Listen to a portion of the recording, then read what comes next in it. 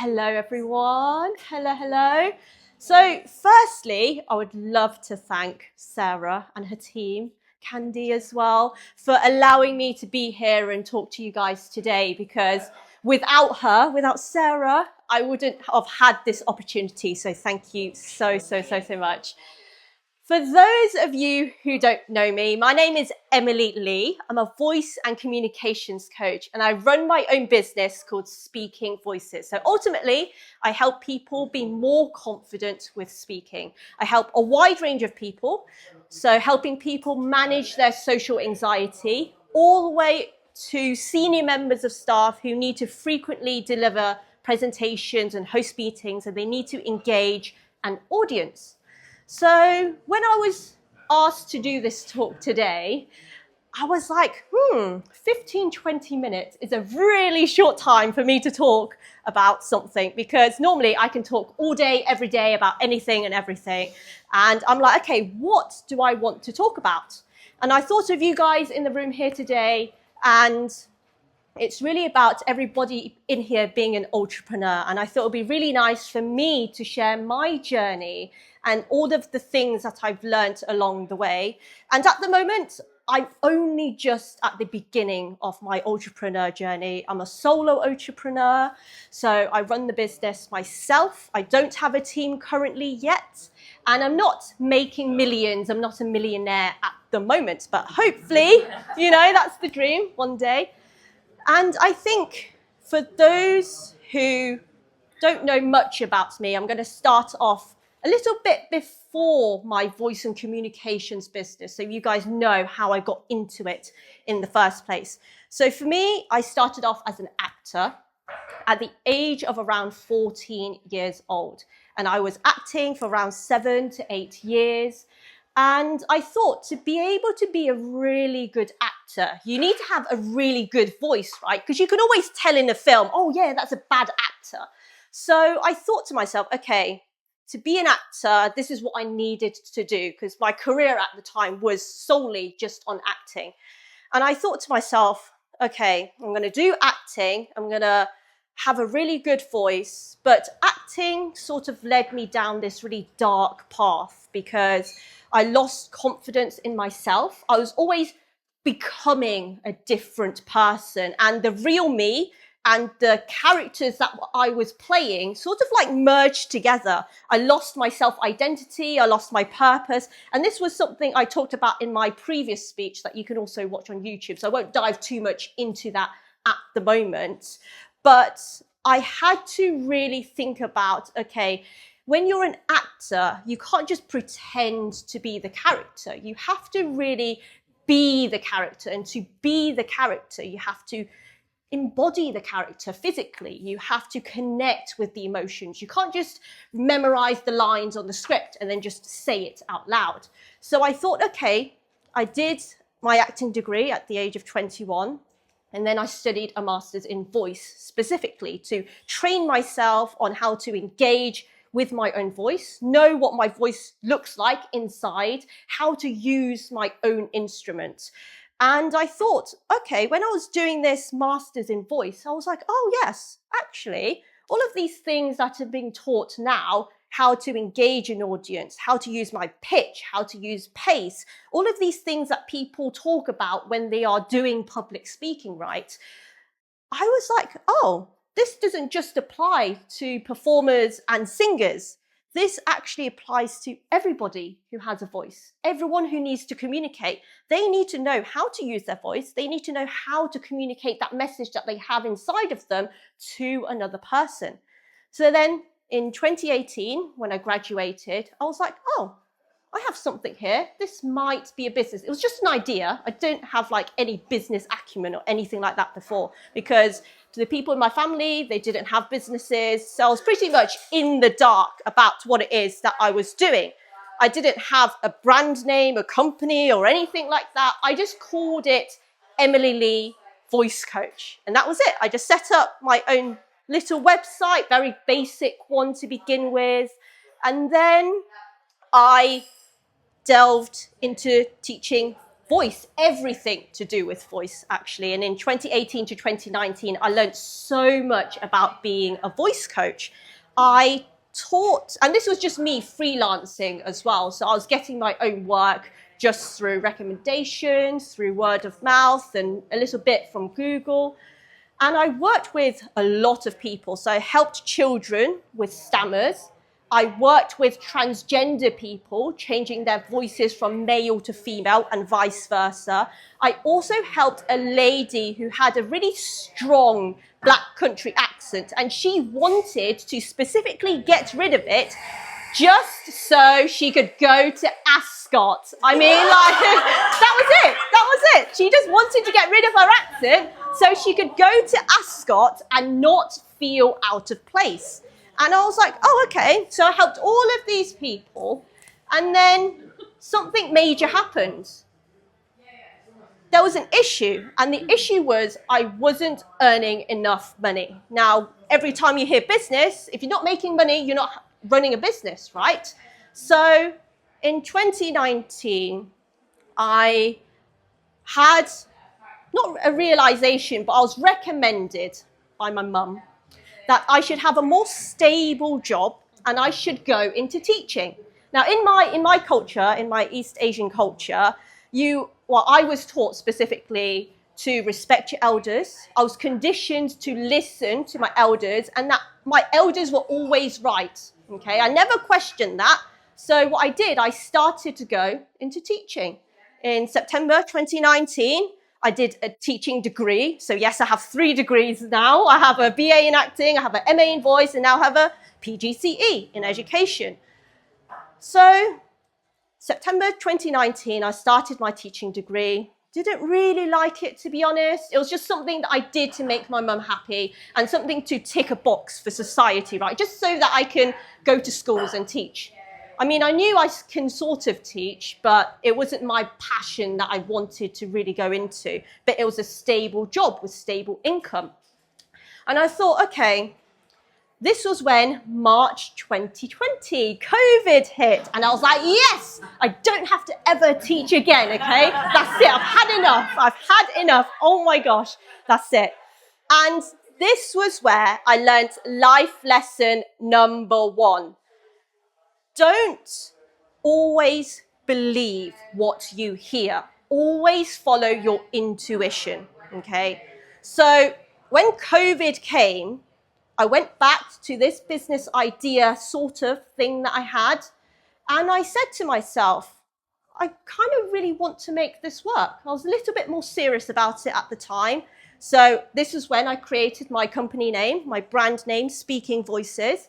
And this was when I designed and revamped the website that I had previously. I bought the domain name, and I started learning every single day during COVID a little bit more about how to build a business, because I was going from scratch. I didn't have any sort of business knowledge in my body. And I just had to learn, okay, this is SEO and what SEO was. I knew about, marketing and social media. So I started doing little things every single day. And every day my mum saw me on my laptop. She was like, what are you doing? And I'm like, well, I'm just working on my business, And she asked me a question. She said to me, why are you working so hard? And back then I didn't know really how to answer that question, because all I knew was building a bigger vision for myself. I wanted to build something of my own. And I think that was really what led me to doing what I do now, because I followed that intuition. And I think during the COVID time, August 2021, that's when I had the confidence. I was like, okay, I'm going to start doing this business thing, take it a bit more seriously. And I moved from my hometown in Birmingham to London. Originally, I wanted to move to London for acting, because that was my whole career at the time, was acting.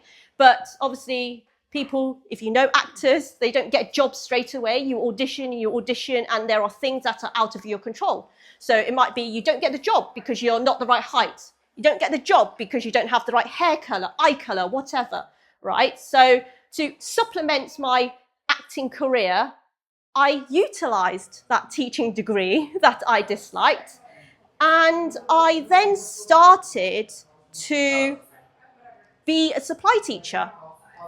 I was a supply teacher, and this is how it works as a supply teacher. You phone up the agency at 7 a.m. in the morning, and then they tell you, oh, you're going to cover this school, this teacher. And you go, and it's always a surprise. Every day is different, right?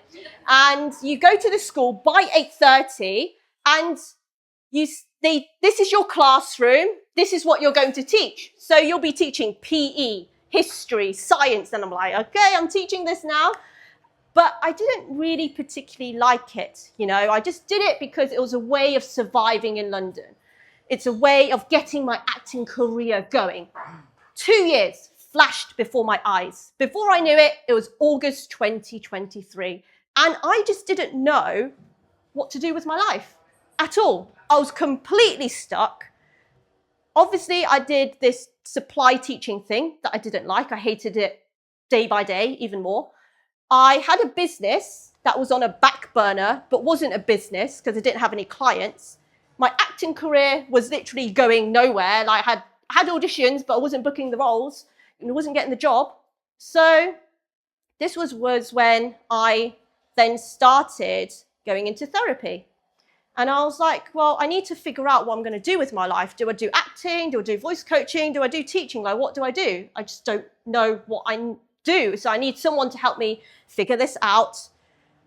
And then something really, really nice happened in October 2023. I found a networking group called the Canary Wharf Female Entrepreneur Group.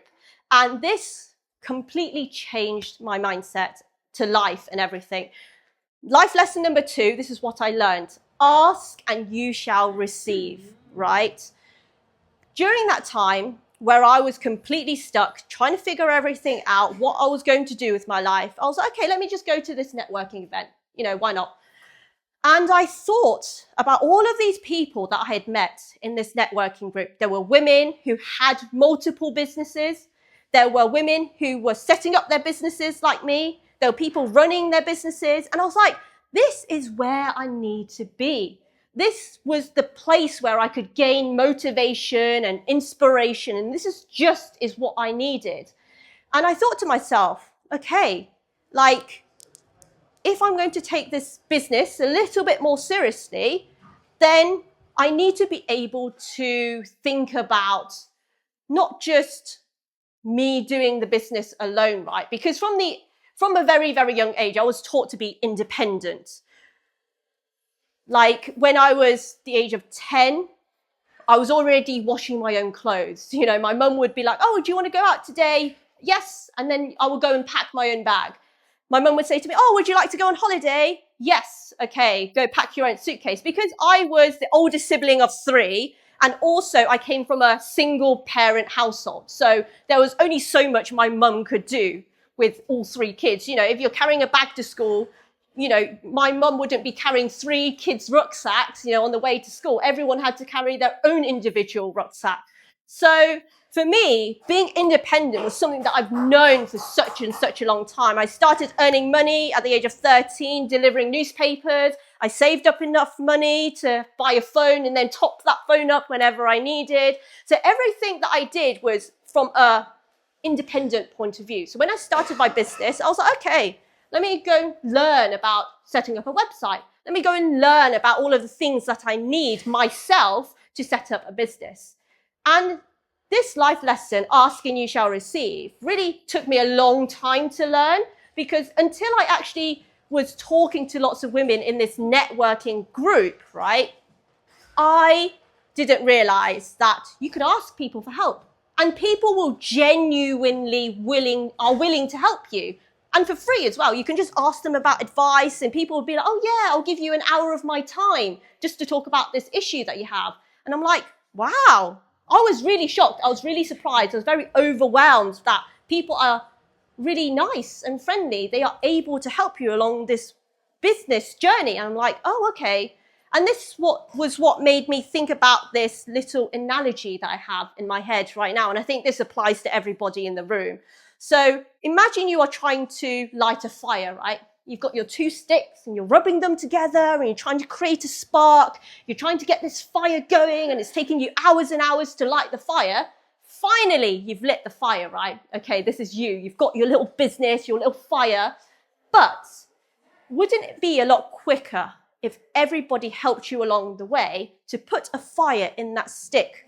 Put the stick in the fire to make that fire grow, to make that fire spread. And this is how business works.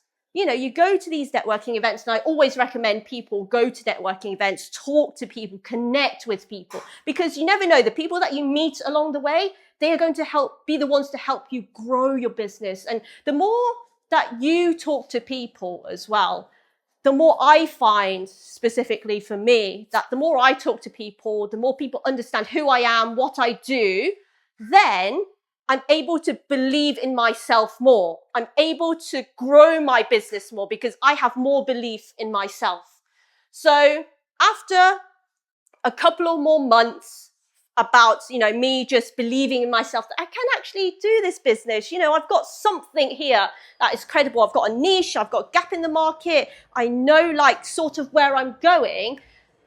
I then thought about, okay, well, rent and bills doesn't pay itself and you can't just earn loads of money straight away from a business. So that's when I thought about, actually, okay, maybe I should just ditch the supply teaching and just have a full-time job. Because at the time I was doing supply teaching and also having 2 part-time jobs, because sometimes I wouldn't get work with supply teaching. It was always hit and miss, So I was having 2 part-time jobs. I was doing supply teaching. I was pretty much having 3 jobs, sometimes working 70 hours a week. And I was like, okay, wouldn't it be a lot easier if I just ditched those 3 jobs just for 1 job? And people always say to me, oh yes, a 9 to 5, you've got regular consistency, nice routine, and I was like, oh yeah, okay, maybe I'll look for a full-time job. And I found a full-time job, and that meant I could work on my business in the evening and work on my business in the weekends, on the weekends as well. So I did my full-time job and had more motivation to grow my business now. And then I was like, in February 2024 now, the start of another year, I was like, okay, what am I doing this full-time job for? What is going on? I've changed my mind so much up to this point. A full-time job, I've never had a full-time job, by the way, ever, because with acting, you can't have a full-time job. You can't just say to your employer, oh no, I can't work tomorrow because I've got an audition. Employers won't employ you. So I always had part-time jobs. So I was like, I don't like this full-time job. I've tried it for 5 months. It's not working, yeah? Let's just go back into business. But of course, and I think this is where life lesson number 3 comes in. Keep pivoting until you change your perspective, right? Because you never know which road you're going to go down until you go down that road. I will give you another analogy. I love analogies, by the way. Imagine you're going into a maze and you hit a dead end, right? You're not just going to stand there, look at the dead end and be like, okay, what do I do?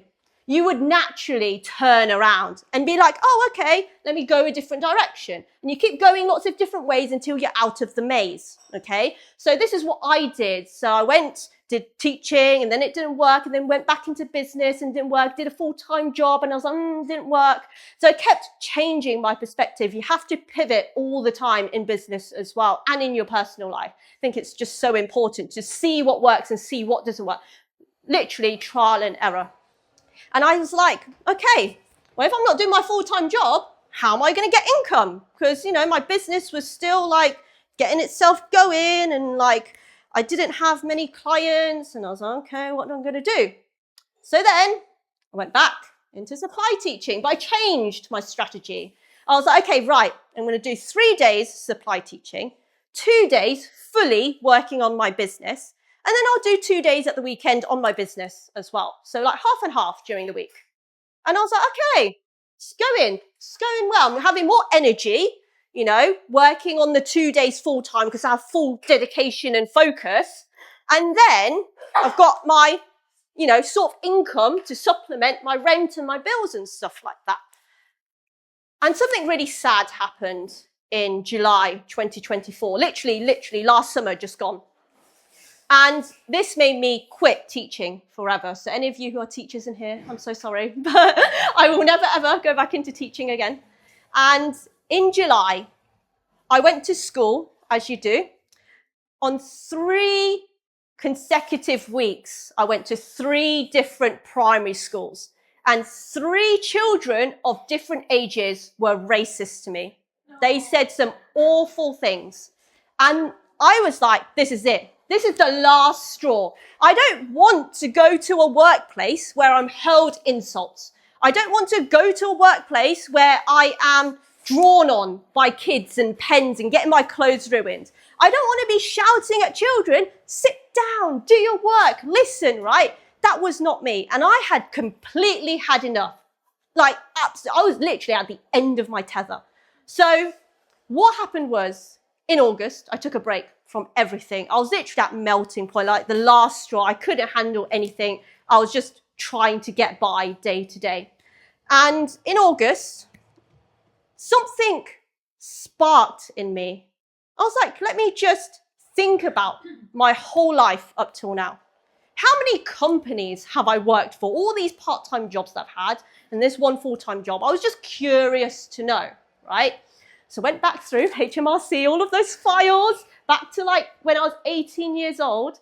I had worked for 35 companies in my lifetime. And that was before the age of 30 years old, okay?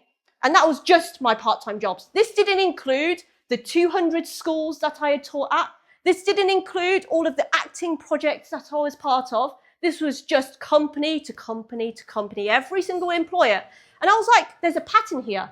There's a pattern of why I quit those jobs, job after job after job. And it wasn't that I couldn't handle the work and I couldn't handle the pressure. It was because of the way that people treated me. That's why I quit those jobs. And sometimes people would stay in that job for years and years on end, but I know when I'm not worthy in that job. You know, I know where I'm valued, and if you don't treat me right, I'm going to go. That's it. You can go find another replacement. Doesn't bother me, really. So that's how my life worked. And after I worked that out, I then thought about, okay, why, all of the reasons why I would never work for a company again. I wrote list after list, reason after reason of why I will never work for anyone again. And then after that, I wrote another list of all the reasons why I want to set up my business. And life lesson number 4, align yourself with what you want. So I wrote down all of the things, the whole list of all the reasons why, and I was just so positive. You know, I was like, yes, I can do it. I don't really know where I was heading, but I knew exactly what I wanted now. I wanted to start my business. And I was sort of started it and then stopped. I started it, then stopped, and nothing was really working. My business wasn't growing, okay? And I was being real with myself. I was like, okay, now is the best time. Now is the best time to go and focus on my business. So August, I had that revelation in my head. I was like, okay, yes, good, got it. Idea is there. But then an inner voice crept inside my mind, and they were like, oh, it's September now. You should go back into supply teaching. And I was like, what did I do? I listened to that voice. I picked up the phone like I do, 7 o'clock every morning. And I was like talking to the agency. I phoned up the agency and I was like, oh, okay. Hi, I'm free. I'm available for work today. Have you got any work for me? They were like, no, it's a bit quiet today because, you know, start of September is always the start of the academic year. They don't always need supply teachers. So then, okay, a couple of days went past, exactly the same thing. A few weeks went past. The whole of September went past. They said exactly the same thing. They were like, no, it's quiet. We don't have any work for you today. And then October happened, and I was starting to panic a bit, you know, but I had hope in October that I would get some work because at this point, I didn't work all of August at all. My savings were rapidly going down, and I was like, okay, oh my God, you know, I need to get some work from this supply teaching just to pay my bills and my rent. And October came. I phoned up exactly the same, 7 o'clock every single morning. They're like, no, we've got no work for you. And I was freaking out. I was applying to every single job possible, literally bar work, retail work, anything that I had done before, right? And I was like, okay, I need money. And then, like, in November, I just accepted my fate. I was like, if nobody's going to hire me, I'm going to hire myself, right? Because I have a business. Why don't I just hire myself? I know I will get there in the end, but I just need to figure some things out along the way. And then in September and October, when I was panicking about applying for jobs and stuff, I then actually thought about, okay, what is something that I could do for my business? Because I wasn't going to mope around all day, not having a job, for supply teaching. I wasn't going to waste all of those hours. So this was when I was thinking, okay, how can I make my business succeed? And this was when I applied to everything to do with business, every single program that I could think of. I went onto the Tower Hamlets website. I applied to the social enterprise program some of you are a part of. I applied to this program here, Women Means Business. And when I did the social enterprise, I had a mentor called Nick. He really asked me this life-changing question. And he said to me, where do I see myself in 5 years' time? And at the time, I literally didn't have a clue. Back in October, I was like, I don't know. I literally don't know. I just know I want to have a business, but I have no future vision or anything like that. So after the Zoom call, what happened was I created a vision board. Now, I've never done this before. I created a vision board. I looked into manifesting. I was the person who always thought it was like woo-woo, right? Kind of like too spiritual for me. And I looked into journaling. And I started creating a business vision and a vision for my personal life. And then I thought, this is where life lesson number 5 comes in. Plant the seeds even when you don't feel like it, okay? So in October, I had so much help from everybody. I had Sarah, my mentor, sitting there. I had Nick, my other mentor for social enterprise. I had paid 2 coaches, one called Natasha, to help me with my business strategy. I had another coach called Joe who really helped me build my confidence and set the foundation for my business. So all of this energy from all of these people literally carried me all the way to the end of 2024, knowing that I didn't have any income coming in. It was just that energy from people that they supported me and said, oh, you can do it. You can grow this business. So at the end of 2024, I was raring to go. I've got my goals set out for 2025, because if you have a vision board and you can see what's in the future, you can then work backwards, right, and plan month on month, and then you can plan week on week how to hit those targets for those monthly goals. And I was like, okay, I've got all of this set.